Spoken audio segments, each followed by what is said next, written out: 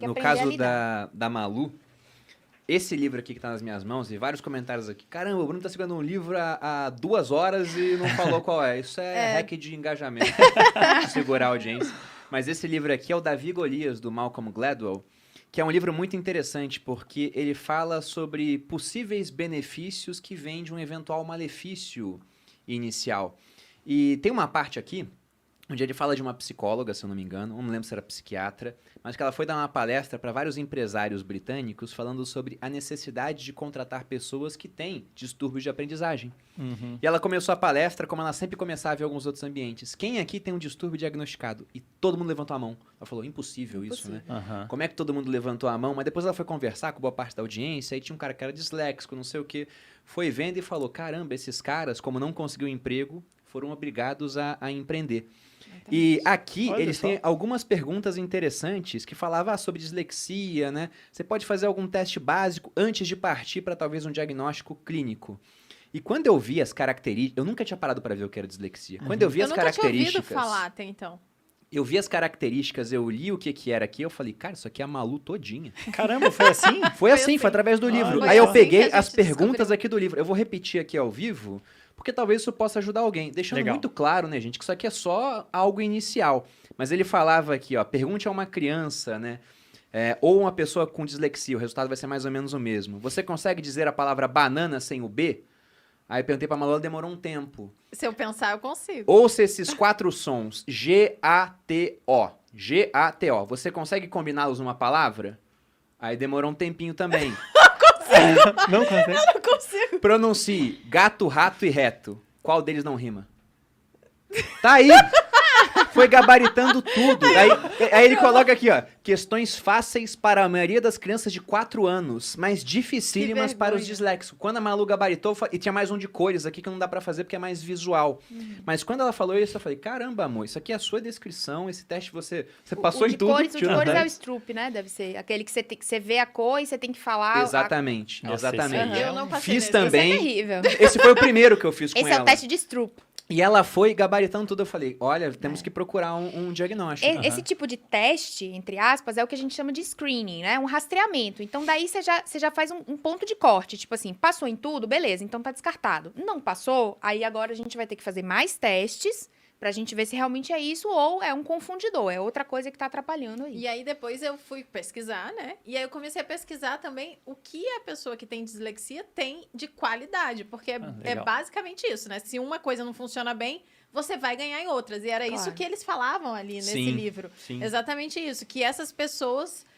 por serem ruins em algumas áreas, elas se sobressairiam em outras áreas, eram melhores em outras. E uma delas era localização, né? Criatividade, resolução de problema. Fala muito boa. Então, algumas coisas, e de fato eu tenho todas as qualidades. E inclusive, algumas pessoas, né? Não sei se tem algum tipo de tratamento para dislexia. Algumas pessoas já tentaram me tratar na rede social. Não, eu quero, eu te ofereço, não sei o quê. Eu não quero, eu gosto do jeito como eu sou, né? E eu lido muito bem. E às vezes, eu lembro que eu li uma frase há muitos anos atrás, que é: quantos dos seus defeitos não são a base do que você é? E eu acredito muito nisso, né? Sim. Lógico. Bonito esse pensamento. Acho que eu devo ter te falado alguma hora. Eu realmente... lógico que eu não quero ter defeitos, né? Eu tô sempre trabalhando os meus defeitos. Tô sempre tentando melhorar. Eu leio, como eu disse, eu tô sempre lendo, fazendo as coisas que tenho dificuldade em fazer, mas eu não acho que seja um grande problema que eu tenho que resolver, Esse que eu tenha conseguido falar banana sem B. Exatamente. Tem o B, não tá lá, banana, é banana. Mas a questão é que... Agora já fez aqui a Nana, né? Na vida adulta, a gente consegue, né, manejar isso. A grande questão é quando a gente tá falando de crianças e adolescentes. Né? Que você tem um sistema educacional super rígido, onde você tem que fazer uma prova... Tem escolas especializadas que estão surgindo, né, para essas crianças, para você trabalhar de uma forma diferente. Ela tem capacidade de aprendizado tanto quanto outras, mas tem que trabalhar de outra forma. Exatamente. Mas realmente, acho que para a criança é mais grave por conta daquilo, né? Você desmotiva, não consigo. Exatamente. Eu fico pensando... E às vezes você aleija a pessoa, entendeu? Porque ela acredita tanto que ela nunca vai conseguir, que ela nunca... Como no meu caso, por exemplo, eu poderia hoje... E não que pedagogia seja ruim, né? É isso que eu tô dizendo. Mas assim, o caminho seria totalmente diferente, né? Porque você não se julgava capaz lá atrás. Eu mesma, eu evoluí muito profissionalmente depois do meu diagnóstico, porque muitas coisas que eram limitantes, eu falei, não, isso não é um problema para mim, vambora. E hoje eu brinco, né? O meu problema é escrever bem em português? Então eu contrato quem pode reler as minhas respostas, Perfeito. contrato quem escreve bem, minha equipe só tem gente que escreve bem. E você escreve bem, é que você troca as letras igual você falou que exato. troca. Mas a estrutura fica boa. Sim. Mas o raciocínio fica legal, Basta né? ter um revisor, né? Você não precisa parar de escrever. Exatamente. Mas eu fico pensando o quanto a vida da Malu poderia ter sido mais fácil se ela tivesse o diagnóstico antes. Sem Porque, dúvida. por exemplo, lá no começo, antes de rede social, a gente criou um blog pra ela. E quando ela foi pra rede social, eu era o cara que falava, larga a rede social porque você é perda de tempo, vai escrever pro blog. Então eu tava botando uma pessoa ultra comunicativa, super simpática, que estava no ambiente onde ela teria o melhor resultado, pra fazer uma algo coisa que não que era o não era- melhor pra ela, Exatamente. que era escrever um texto, sendo que eu não tinha tanto tempo pra revisar, não tinha dinheiro pra contratar gente, então tava praticamente pegando um peixe feito pra nadar e falando, vai lá e sobe aquela Sobe árvore, na porque a árvore. gente não sabia o que fazer. Por isso, gente, eu deixo essa recomendação de livro. Eu ia falar sobre qual é o nome do livro, porque a gente não Isso. falou. Davi Golias. Davi do Malcolm Golias, Gladwell. não por conta da dislexia em si, mas porque esse livro tem uma mensagem muito bacana sobre essa, ele coloca aqui o subtítulo, Arte de Enfrentar Gigantes.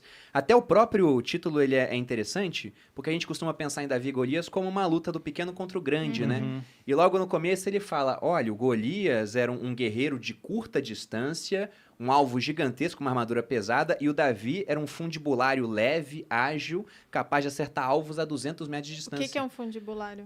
Usava uma funda para lançar pedras. Então ele era muito bom a longa distância. Seria como botar um gladiador para enfrentar um sniper. Então ele fala, talvez você tenha problema em alguma área, mas você possa ser muito bom em outras, talvez até por conta do problema que você tem.